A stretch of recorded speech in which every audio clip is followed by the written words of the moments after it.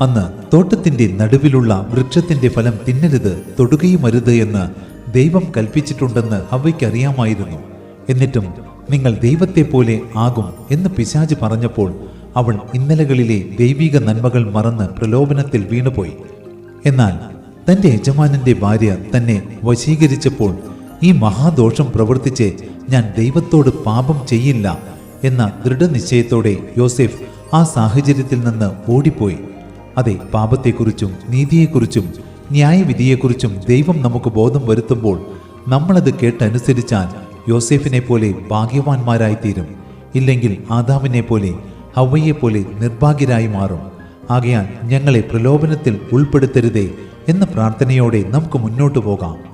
തിന്മ പ്രവർത്തിക്കുന്ന ഏതു മനുഷ്യാത്മാവിനും കഷ്ടവും സങ്കടവും, നന്മ പ്രവർത്തിക്കുന്ന ഏവനും മഹത്വവും മാനവും സമാധാനവും ലഭിക്കും.